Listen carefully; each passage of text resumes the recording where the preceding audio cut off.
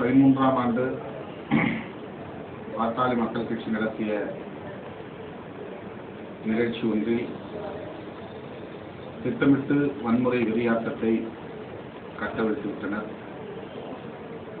வழியெங்கும் பாண்டிச்சேரியிலிருந்து மரக்காணம் வரையில் வழியெங்கும் வன்முறைகளை மிக மோசமான முறையிலே செய்தார்கள். இதனால் பல்வேறு தரப்பை சார்ந்த மக்கள் பாதிக்கப்பட்டார்கள். தலித் மக்கள் மட்டுமின்றி இஸ்லாமியர்கள், இதர சமூகத்தை சார்ந்த மக்கள், வழிகளில் போவோர் வருவோர், பயணம் செய்வோர் என்று பலரும் கடுமையாக பாதிக்கப்பட்டார்கள். அப்படி ஒரு இடத்தில் நடந்த வன்முறையில் 7 குடிசைகள் முற்றிலும் எரித்து நாசமாக்கப்பட்டன. அது தொடர்பாக பதிவு செய்யப்பட்ட வழக்கில் 34 பேர் மீது எஃப்ஐஆர் போடப்பட்டது. ஆனால் அவர்களை காவல்துறை கைது செய்யவில்லை.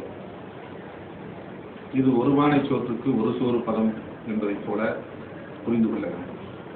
தமிழகம் முழுவதும் இப்படித்தான் சில சமூகத்தை சார்ந்த, சங்கங்களை சார்ந்த அமைப்பினர், சில கட்சிகளை சார்ந்த உறுப்பினர்கள் வன்முறை வெறியாட்டத்தில்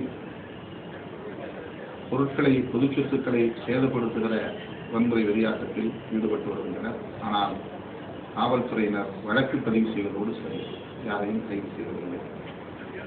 இந்த நிலையில் அசோக்குமார் என்பவர் கொடுத்த ஒரு வழக்கில் உயர்நீதிமன்றம் தற்போது உத்தரவு பிறப்பித்துள்ளது.